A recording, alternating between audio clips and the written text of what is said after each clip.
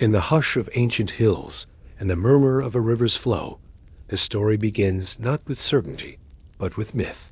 Before there was a city, there was a landscape. The Italian peninsula, long before the Romans carved their roads and raised their marble monuments, was a place of serene beauty and quiet fertility. It was a land of undulating hills, gently sloping into wide plains. The Tiber River wound its way through this landscape like a silver ribbon, its currents slow and steady, nurturing the soil and sustaining life. Grassy knolls gave way to groves of olive and fig trees, and the air held the scent of wild herbs and morning dew. The Latium region, where Rome would one day rise, was an area nestled between coast and mountain, an ideal cradle for civilization.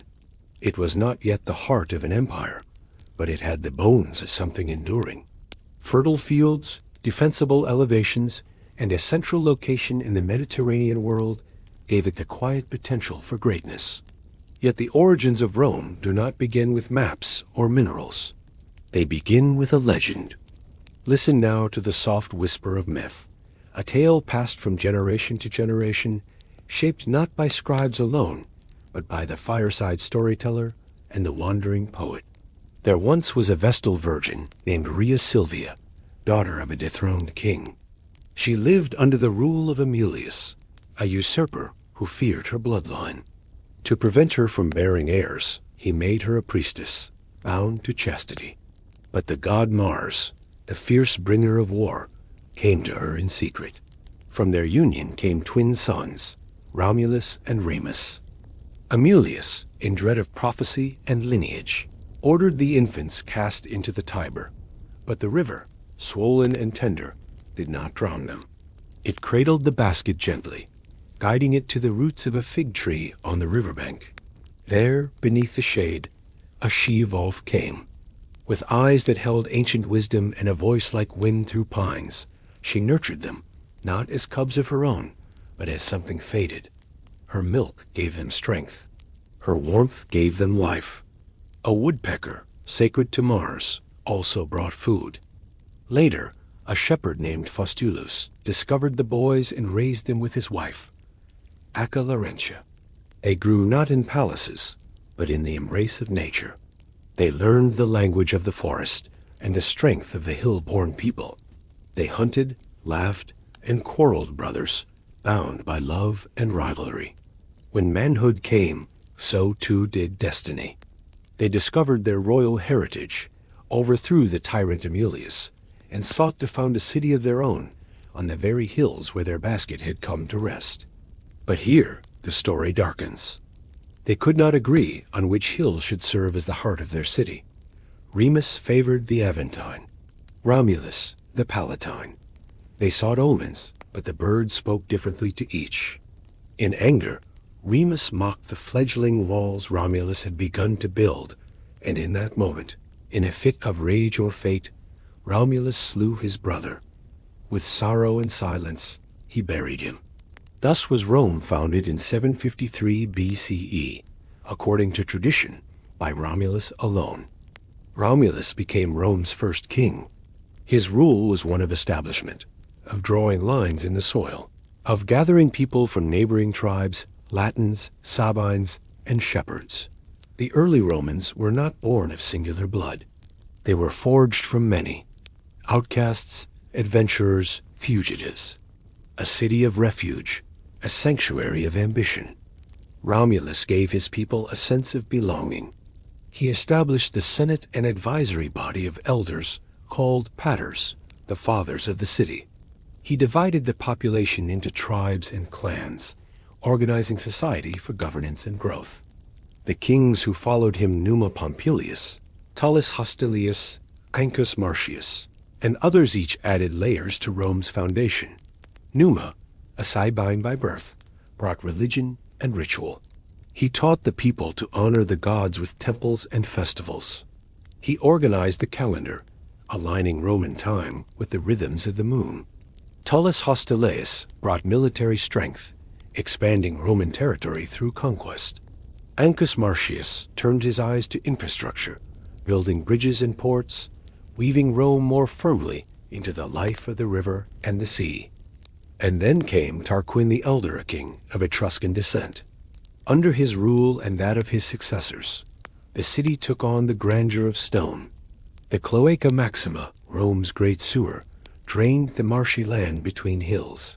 The Forum took shape in open space for markets, speeches, and dreams. But like all monarchies, this too would face its dusk. The final king, Lucius Tarquinius Superbus Tarquin the Proud, ruled with severity. His name still carries a shadow. Under his rule, Rome grew uneasy.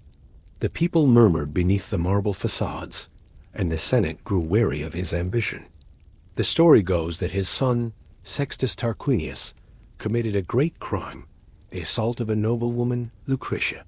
Her grief and her suicide sparked a fire within the Roman soul. Her father, her husband, and a friend named Lucius Junius Brutus led the people in rebellion. They rose not just against a king, but against kingship itself. In 509 BCE, the monarchy was abolished. The people, now citizens, proclaimed the Republic. It was a new beginning, one rooted in law and collective leadership, in rotation of power and civic duty. There would be no more kings. Instead, Rome would be governed by consuls, elected by the people and held accountable by tradition and custom. The Republic was not perfect. It favored the patricians, Rome's noble families, and often silenced the plebeians, the common people. Yet it endured. It flexed, adapted, and grew.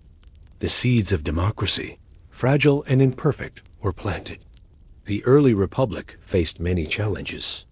Neighboring tribes, Etruscans, Volsci, Aqui, sought to test Rome's resolve. But each time, through grit and discipline, Rome survived. Her soldiers, known for their endurance and organization, pushed back the borders of threat.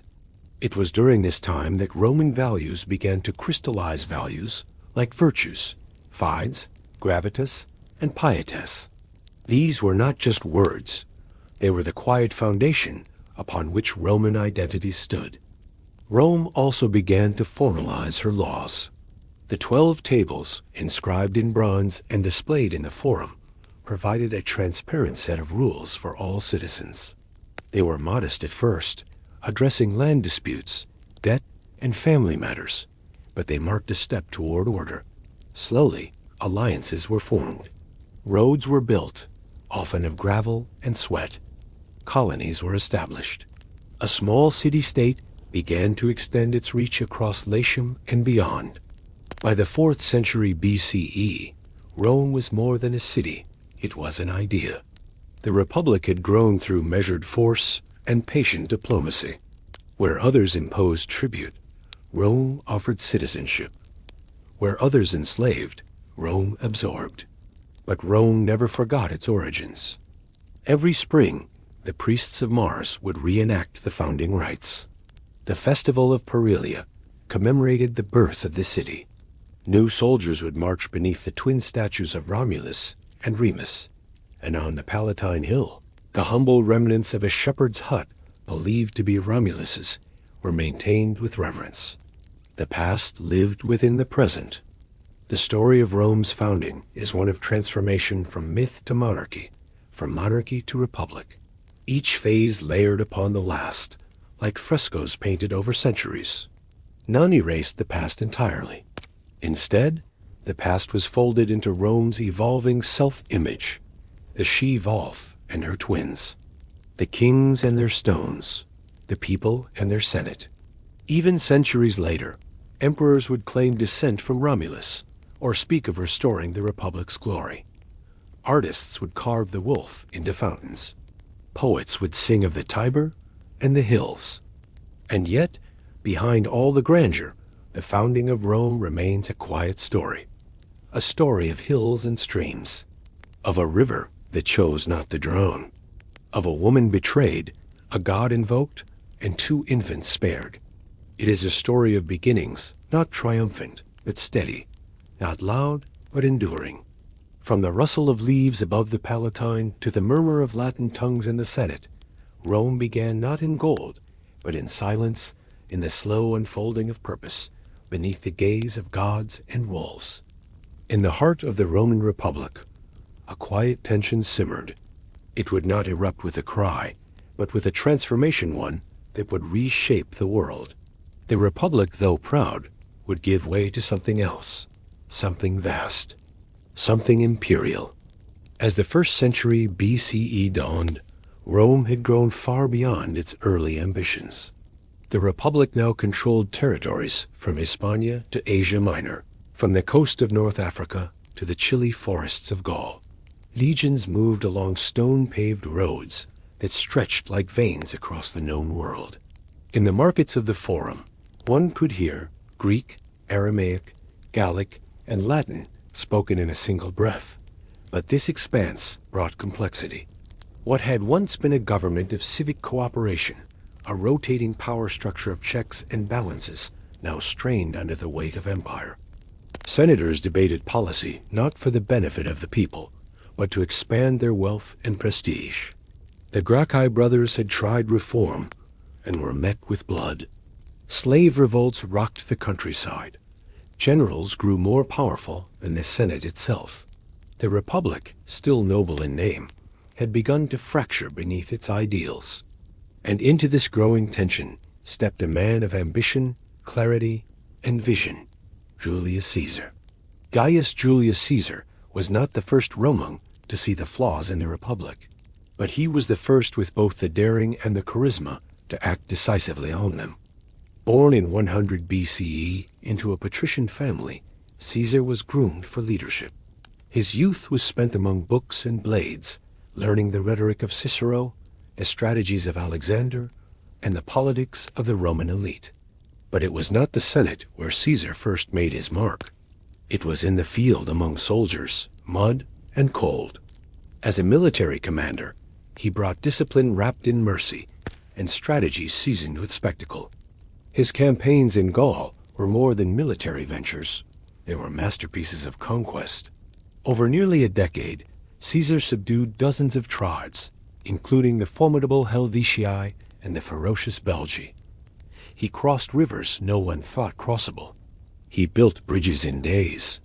He wrote of his battles in precise, almost poetic Latin, publishing dispatches that would become classics, Commentarii de Bello Gallico. But behind every victory was a growing unease in Rome. Caesar was loved by his troops, admired by the people, and feared by the Senate. When ordered to disband his army and return as a private citizen, Caesar faced a choice. He made it in silence, crossing the Rubicon River in 49 BCE. The die, as he would say, was cast. It was a cold evening when Caesar's boots stepped into the Rubicon's shallow waters. With that step, he defied Roman law, bringing armed forces into Italy itself. Civil war followed, a slow-burning unraveling of the Republic's final thread. Against Caesar stood Pompey the Great, once his ally, now his rival. The Senate fractured. Some fled, others chose sides. The streets of Rome, once lined with merchants and orators, echoed with uncertainty. Caesar moved quickly. He pursued Pompey to Greece, defeating him at Pharsalus in 48 BC. Pompey fled to Egypt, where he was assassinated. Caesar followed, intervening in the dynastic struggles of the Ptolemies. There, he met Cleopatra Queen's scholar, Enigma, and their alliance would shape history. Returning to Rome, Caesar was named Dictator Perpetuo Dictator in perpetuity. He enacted reforms, redistribution of land, debt relief, calendar adjustments. The Julian calendar, born of Egyptian influence and Roman precision, remains the foundation of our own today. But his power, absolute and unchecked, stirred resentment. On the Ides of March, 44 BCE, Caesar walked to the theater of Pompey. There, beneath the cold colonnade, senators drew their knives. Brutus, Cassius, and others men he had trusted struck him down. Et tu, Brute? He is said to have whispered, not in accusation, but in sorrow. Caesar fell. The Republic did not rise in his place. Rome reeled. The people mourned. The Senate flailed. Into this vacuum stepped a young man, quiet, thin, observant. Gaius Octavius, Caesar's adopted heir. He was not a soldier, not yet, but he was a master of politics and patience. Octavian allied with Mark Antony, Caesar's lieutenant, and Marcus Lepidus, forming the second triumvirate. Together, they hunted Caesar's assassins. Brutus and Cassius met their end at Philippi. But unity among victors is fragile. Antony turned east, aligning with Cleopatra. Octavian stayed west, nurturing the Senate, calming the people, portraying Antony as seduced and compromised by foreign allure. Their clash came at sea, at Actium in 31 BC. Octavian's navy, smaller but more disciplined, triumphed. Antony and Cleopatra fled to Egypt, where they would die by their own hands, leaving Octavian the master of all Rome. In 27 BCE, the Senate offered him a title, not king, for Rome rejected monarchy, but Augustus, the revered one. He accepted, not in triumph, but with measured humility. The Republic, he claimed, still lived, but all knew otherwise. The empire had begun. Under Augustus, Rome breathed deeply for the first time in generations. The civil wars had ceased.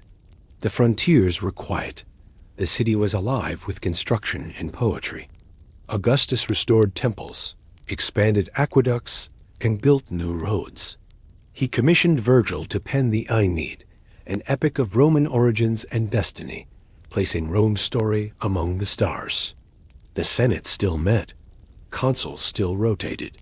But the true power lay quietly in Augustus's hands. He was Princeps' first citizen. His rule was soft-handed, cloaked in the language of tradition. Yet beneath that calm surface was a masterful control of power, patronage, and perception. The army was professionalized. The provinces were organized. Taxes were regularized. Grain flowed, games entertained, and Rome grew steadily into a metropolis of marble and order. From this era came the phrase, Pax Romana, Romang peace. For over 2 centuries, this peace endured. The Roman Empire, under Augustus and his successors, expanded its borders to their greatest extent. The legions marched north into Germania, west to Britannia, south into Numidia, and east into Armenia. Everywhere they went, they built forts, roads, bathhouses, and amphitheaters. Romanization was not merely conquest, it was integration. Local elites were welcomed into the Roman way of life. Latin became the language of law and commerce. Roman dress, customs, and coinage flowed outward like a tide. But the influence was not one way. From the east came perfumes, spices, silk, and new religions. From Egypt, mystical cults. From Persia, Mithras. From Judea, a quiet teacher whose followers would one day reshape the empire's soul. In these centuries, the Roman world became a patchwork diverse, vibrant, resilient. A merchant in Carthage might trade with one in Athens. A soldier from Gaul might be stationed in Syria. A philosopher from Spain might debate ethics in the shadow of the Pantheon. It was a world held together not by force alone, but by a shared identity. To be Romang was not about birth, it was about belonging. After Augustus, emperors continued to rise, some steady, some brilliant, others cruel. Tiberius, Augustus's reluctant successor, ruled with caution. Caligula followed, a man of excess and instability, remembered for extravagance and whispered madness. Then came Claudius, unexpected and scholarly. He expanded the empire to Britannia and reformed bureaucracy. Nero followed, a lover of art, a persecutor of Christians, and eventually a tyrant who met his end with a whispered phrase, "What an artist dies in me." The empire survived them all. The Flavian dynasty brought stability. Vespasian began the Colosseum, a marvel of engineering and entertainment. Titus completed it and mourned when Pompeii and Herculaneum were lost to Vesuvius. Then came the 5 good emperors Nerva, Trajan, Hadrian, Antoninus Pius, and Marcus Aurelius. Under them, the empire reached its cultural and territorial height. Hadrian, in particular, sought to consolidate rather than expand. He traveled widely, loved deeply, and built walls not to conquer, but to define. Marcus Aurelius, philosopher king, wrote meditations beneath northern skies, wondering at duty, mortality, and virtue. His reign marked the end of the Golden Age. What, then, was the rise of the empire? It was not a single event, nor the will of one man alone. It was a gradual transformation born of necessity, ambition, and vision. The Republic had faltered under its own success. The empire rose not to replace liberty, but to preserve order. Under Augustus and his successors, Rome became more than a city or a republic. It became a civilization of roads and laws, of shared identity and monumental scale. It gave birth to emperors and engineers, poets and jurists. It gathered cultures beneath a common banner, held not just by force, but by infrastructure, imagination, and a belief in Roman destiny. Even as future chapters will speak of decline, remember that the Roman Empire, at its height, offered the ancient world something close to unity. It built bridges over rivers, yes, but also over peoples and minds. From the ashes of a republic emerged an empire, not forged in a single flame, but slowly kindled in the minds of men who saw beyond their time. An empire not just of stone, but of story. And the story, though destined one day to fade, had only just begun. Every empire carries within it a quiet pulse of its own undoing, not in thunderclaps or sudden storms, but in gentle shifts so subtle, so silent, that they are often seen only in hindsight. By the 2nd century of the Common Era, the Roman Empire stood vast and serene, its borders stretching from the green hills of Britannia to the sun-baked deserts of Arabia. To many, it seemed eternal, an immovable force shaped by time and triumph. But empires, like ancient trees, rot from within long before they fall. The signs of strain were subtle at first. A shortage of coin in one province, a skirmish on a northern border, a delay in grain delivery from Egypt. Not disasters, just small disturbances in the rhythm. Yet the rhythm had changed. The death of Emperor Marcus Aurelius in 180 CE marked a turning point. His son, Commodus, inherited the throne not as a steward of wisdom, but as a performer in a gilded cage. Commodus saw himself not as philosopher, but as Hercules reborn. He dressed in lion skins, fought in the Colosseum, and renamed months in his honor. The Senate became his stage, the empire his prop. His assassination in 192 CE triggered a crisis. What followed was a year known not for stability, but for chaos. The year of the 5 emperors. One after another, claimants rose, some backed by armies, others by treachery. Legions turned against each other. Provinces declared their own loyalties. The center no longer held.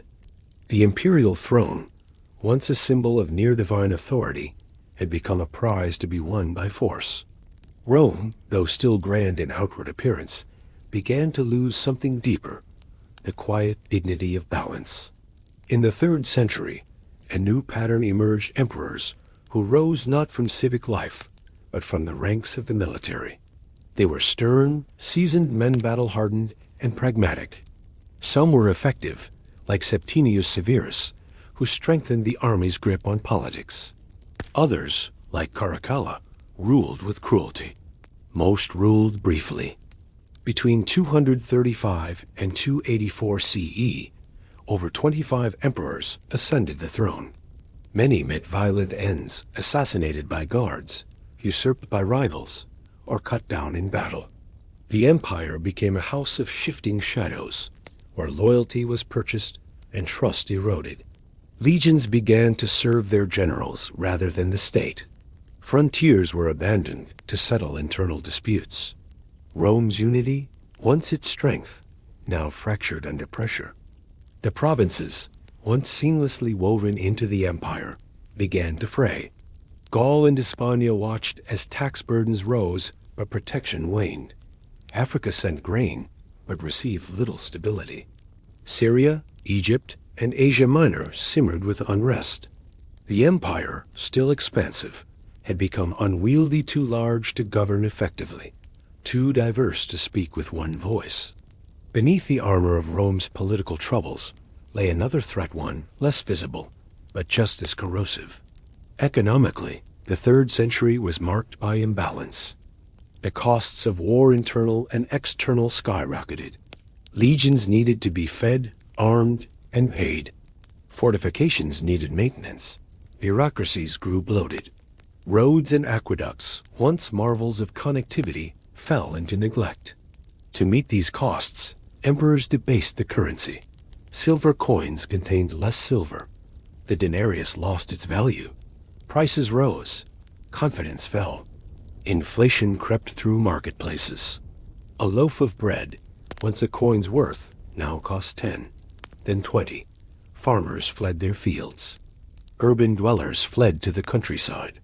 Ardor returned where coinage had once ruled. Trust in imperial currency, once a symbol of unity, eroded like sand beneath a crumbling aqueduct. Taxation, too, became a burden. The rich found ways to evade it. The poor bore the brunt. Entire estates were abandoned. The imperial tax collectors became figures of fear, not service. Over-reliance on slave labor further dulled innovation. The Roman economy, once vibrant and adaptive, began to stagnate. And still, the empire pushed outward, its reach extending while its foundations thinned. In this era of uncertainty, many Romans turned inward, seeking comfort, meaning, and salvation in new places. Among the most significant changes was the quiet rise of Christianity. What began as a small sect in Judea, preaching compassion, humility, and spiritual renewal, spread through Roman roads and communities with persistence. At first, it was met with suspicion. Christians refused to worship the emperor or the Roman gods. They met in homes and catacombs, spoke of peace in a world of legions, and clung to faith even as persecution threatened. Yet persecution did not extinguish it, it strengthened it. By the 3rd century, Christianity had reached every corner of the empire, from villas in Gaul to fishing towns along the Nile. Converts included slaves, merchants, women, and even scholars. Its message resonated in a world where traditional Roman religion no longer provided solace. The old gods Jupiter, Mars, Venus had become symbols of a fading order. The Christian God offered something else: hope, forgiveness, and eternal life. This quiet shift was more than spiritual, it was societal. When Constantine would later convert and issue the Edict of Milan in 313 CE, Christianity would move from the shadows to the heart of Roman identity. But even before that moment, the transformation had already begun. Rome's soul, once bound to temples and triumphs, began to change shape. While internal crises churned, pressure mounted on the borders. To the north, Germanic tribes stirred. The Goths, Vandals, Franks, and Alemanni moved across forest and river, not always as enemies, but often as migrants seeking land and security. Rome had long maintained defensive lines along the Rhine and Danube. Fortresses, watchtowers, and stationed legions held the boundaries firm. But as legions were pulled inward to settle civil disputes, those lines weakened. Sometimes the tribes were allowed to settle within Roman lands as foederati allied, peoples who would fight in exchange for land and provisions. Other times they came unbidden. The Sassanid Empire, rising in Persia, also tested Rome's eastern defenses. In 260 CE, Emperor Valerian was captured in battle by the Sassanids, a humiliation that shook the world. With threats on every frontier, the empire could no longer fight outward and inward at once. Resources were stretched. Morale thinned.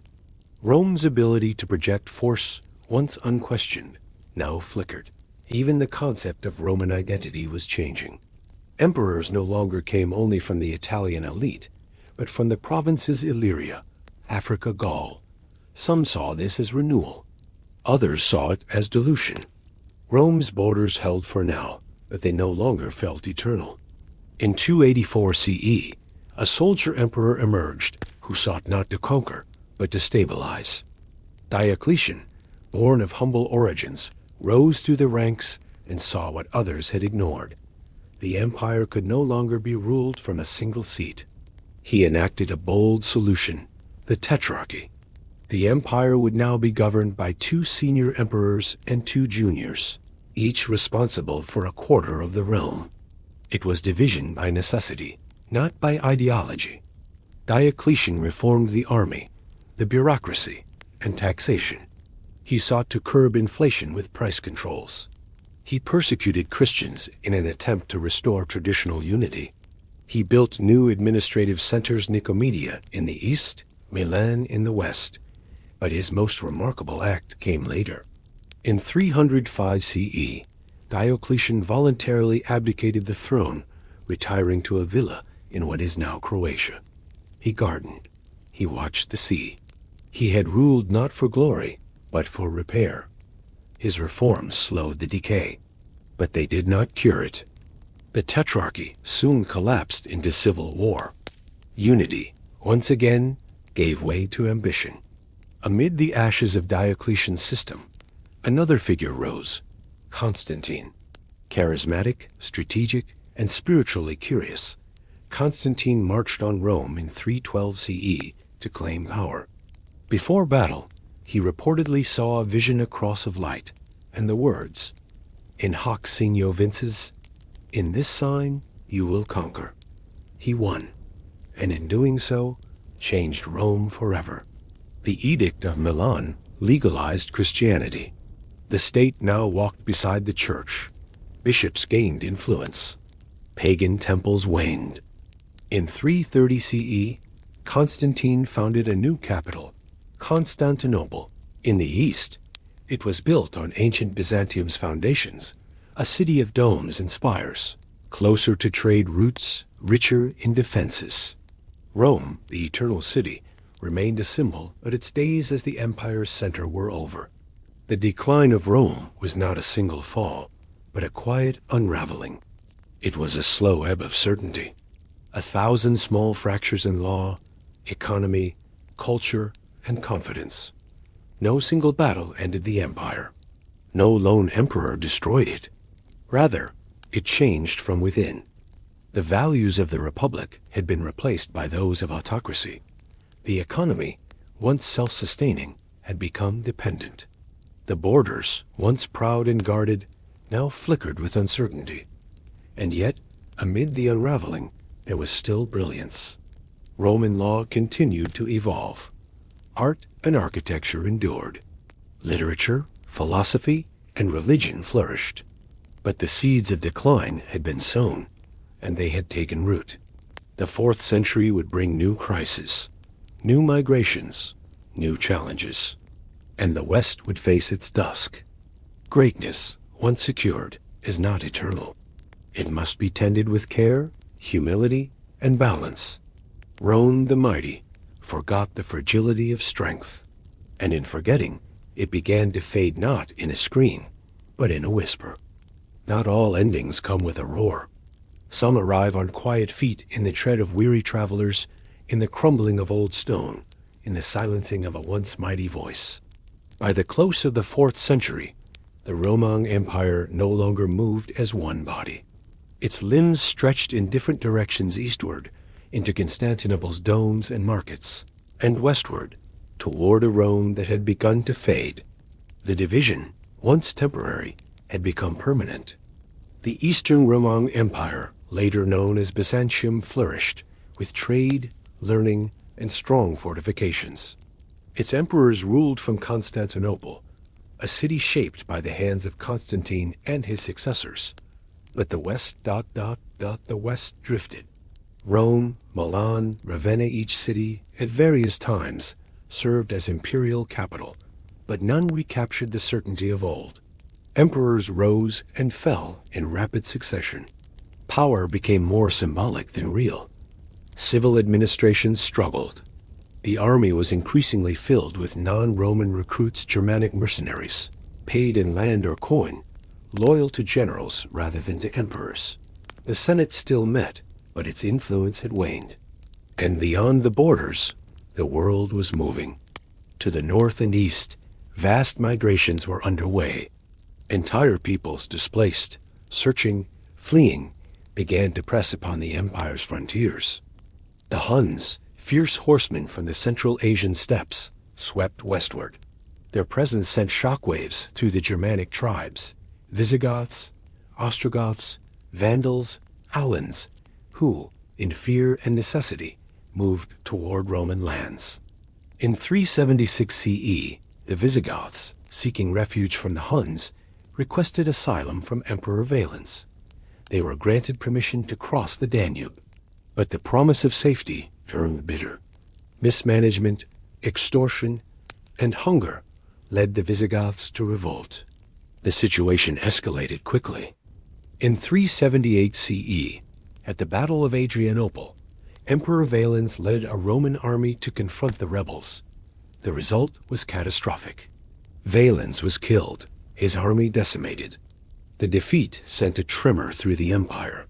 For the first time in centuries, Rome had faced a devastating loss on its own soil.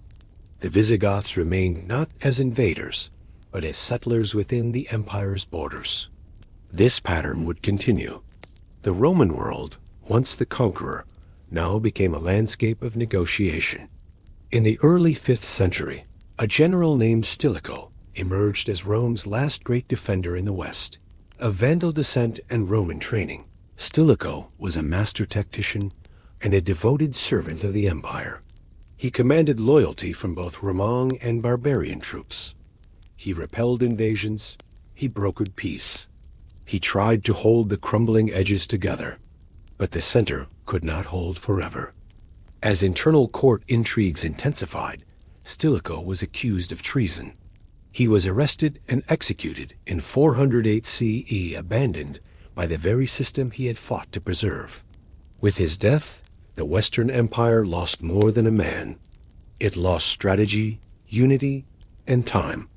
The Visigoths, under their leader Alaric, no longer feared reprisal. They demanded land, recognition, and dignity. Rome hesitated, and so Alaric marched. For centuries, Rome had stood inviolate. While emperors ruled from distant capitals, the Eternal City remained a symbol of imperial strength.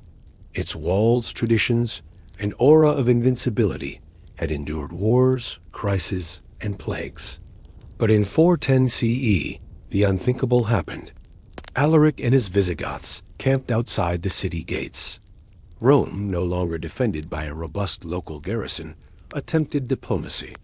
Offers were made, tributes paid, but the negotiations failed. On August 24th, the Visigoths entered the city. The sack lasted 3 days. It was destruction, but not obliteration. Churches were spared. Some citizens were unharmed. But the symbolism was undeniable. Rome, once the mistress of the world, had been breached. It was the first time in 800 years that the city had fallen to a foreign enemy. Across the empire, a collective gasp echoed. In distant provinces, the news arrived slowly, like a dark wind and omen that the age of Rome had passed. St. Jerome, writing from Bethlehem, captured the despair. The city which had taken the whole world was itself taken. After the sack, Rome did not disappear, but it no longer commanded the respect or obedience of a global capital. The Western Empire staggered on, more shadow than structure. The emperors who followed were often puppets controlled by generals, barbarian chieftains, or the politics of survival. Meanwhile, new powers emerged. The Vandals, crossing through Gaul and Hispania, established a kingdom in North Africa. They would later sack Rome again in 455 CE, this time from the sea, stripping temples and palaces of their treasures. The Visigoths settled in Hispania, forming their own rule. The Franks began to shape what would become modern France. Even in Britain, Roman legions had withdrawn. Local leaders rose, and Roman towns fell into ruin, overgrown by ivy and silence. One by one, the provinces became kingdoms not conquered by Rome, but reborn from its legacy. The empire did not collapse like a toppled statue. It dissolved slowly into the soil from which new nations would grow. In 476 CE, a boy sat on the throne of the Western Empire. His name was Romulus Augustulus, an echo of the past in both names. Romulus, the founder of Rome. Augustus, the founder of the empire.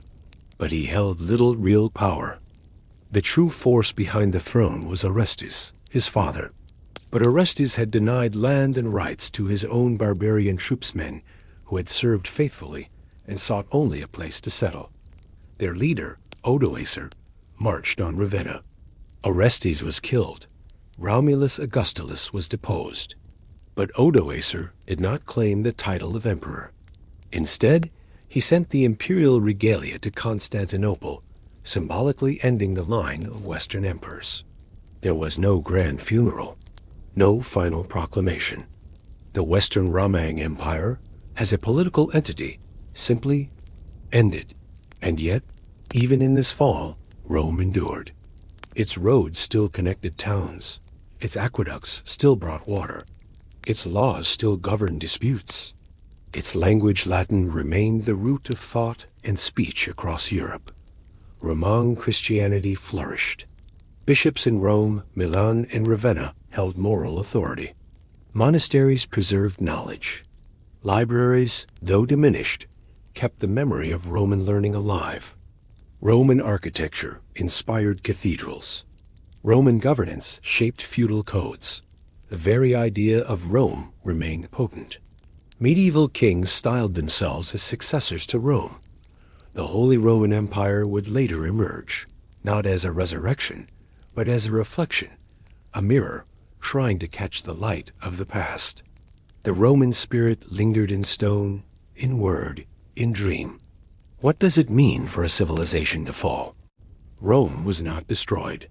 It was transformed, eroded, reborn. Like a river, shifting its course, not gone, but no longer what it was. The fall of the Western Roman Empire was not a single event, but a mosaic of moments. A weakened army, a faltering economy, a divided identity, an overwhelming pressure from without and within. It was a slow descent, an unraveling. And in that unraveling, we find lessons. About hubris and humility, about resilience and rigidity, about the delicate balance between power and principle. Rome's fall was not just a historical moment. It was a mirror held up to all great powers. A reminder that endurance depends not only on strength, but on adaptation. Not only on conquest, but on compassion. The stones of Rome may have crumbled, but her shadow stretches still etched into the roads we walk, the laws we follow, the dreams we shape. Her fall was not the end. It was a beginning of something new. Though the sun had set on Rome in the west, its light never fully disappeared. Like embers beneath ash, the spirit of Rome lingered quiet, persistent, waiting. While the Western Roman Empire crumbled into fragments, the East stood firm. Centered in Constantinople, once Byzantium, now a capital of gleaming marble and golden domes, the Eastern Roman Empire endured. It did not call itself Byzantine. To its people, it remained simply Rome. The city was a marvel. Its walls, triple-layered, thick with centuries of defense, shielded it from invaders. Its harbor, the Golden Horn, welcomed ships from Arabia, Africa, and the Black Sea. Its streets echoed with the sound of Greek, Latin, Armenian, Arabic, and Slavic tongues. In Constantinople, Roman governance adapted to new realities. The emperors dressed in jeweled robes rather than togas. The Senate persisted, though diminished. Christianity, now the state religion, infused every part of daily life. And in Hagia Sophia, the great church commissioned by Emperor Justinian, Rome's grandeur transformed into divine majesty. Light filtered through alabaster windows, casting golden hues on mosaic saints and celestial domes. It was both a place of worship and a testament to continuity. The Eastern Empire faced its own trials: Persians, Arabs, Crusaders, and Ottomans, but for 1,000 years after the Western Empire's fall, it remained a beacon of Rome's enduring flame. In the 6th century, under Emperor Justinian the Great, Byzantium experienced a renaissance. Justinian sought not merely to preserve Rome, but to restore it.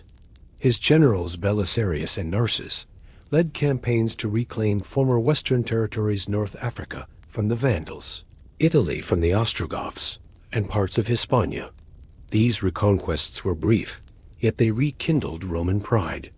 But Justinian's most lasting legacy was not on the battlefield. It was in the realm of law. The Corpus Juris Civilis, the body of civil law, was a monumental compilation of Roman legal wisdom. Clarified, systematized, and preserved, it would influence European legal systems for centuries to come. In Justinian's reign, Romanitas, the essence of Roman identity, lived on, in law, in faith, in architecture, and in spirit.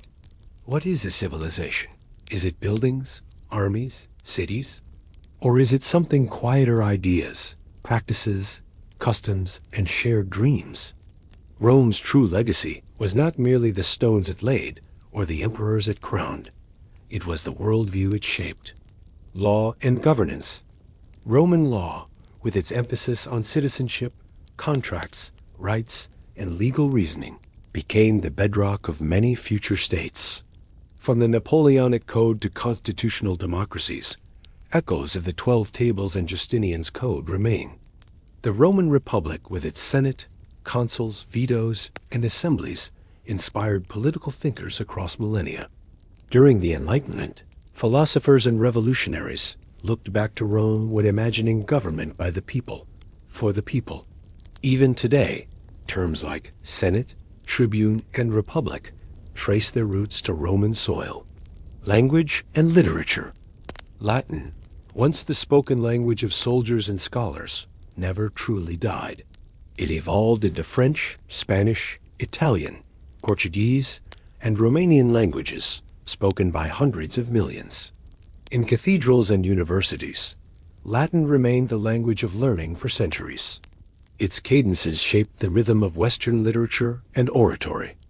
Virgil, Cicero, Ovid, Seneca, these names endured in manuscripts, on parchment, and in hearts.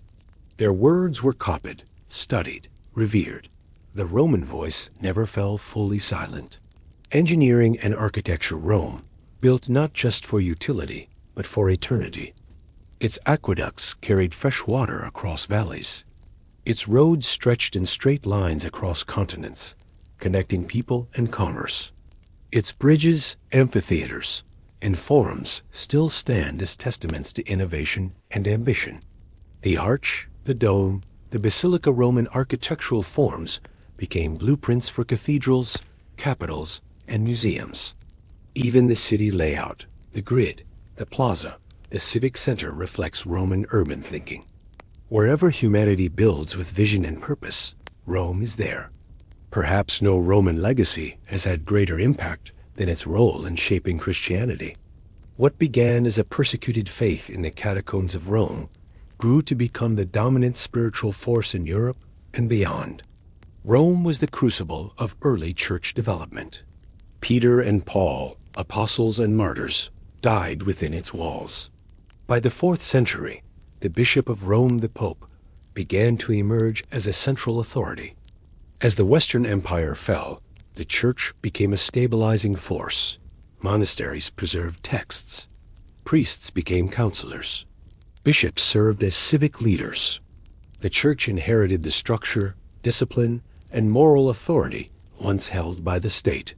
In a way, Christianity became the vessel that carried Roman thought into the Middle Ages. Its rituals, hierarchies, and liturgy bore Roman imprints, blending Roman order with spiritual devotion. Even now, Vatican City stands as a sovereign state, tiny in size, immense in influence, guarding the legacy of Rome within its walls. Rome never truly left us. It lives on in marble statues and museum halls, in language and law, in poetry and power. Writers invoke it. Historians re-examine it.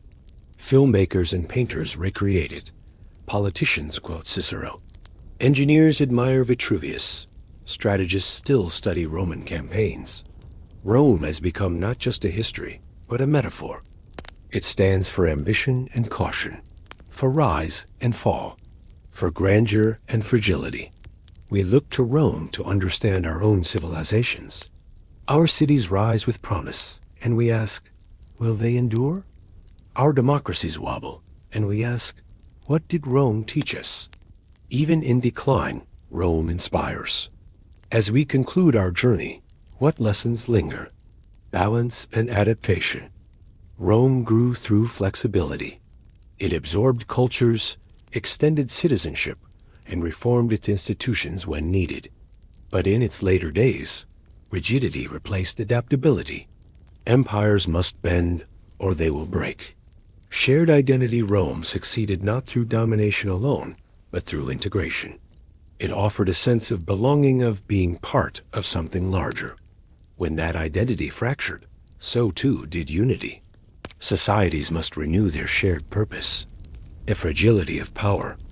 Power, even vast, is fragile when misused. The more it centralizes, the more brittle it becomes. Rome reminds us that strength must be tempered by wisdom. Greatness is not guaranteed. It must be nurtured. Rome still stands, not as a capital of an empire, but as a city layered with centuries. Walk her streets, and you step through time. The Forum whispers with lost debates. The Pantheon's dome opens to the heavens. The Colosseum, worn but proud, remembers laughter and cruelty alike. In every brick, a memory. In every shadow, a presence. Rome is not just a place, it is a rhythm. A story we still tell. A mirror we still hold. And as long as we remember, Rome never truly falls. Empires rise and empires fall, but ideas endure. Rome was more than an empire. It was a vision, a dream of order and beauty, of law and learning, of power and peace. Its echoes stretch into our lives, reminding us that the past is never gone. It only waits, quietly, to be heard again.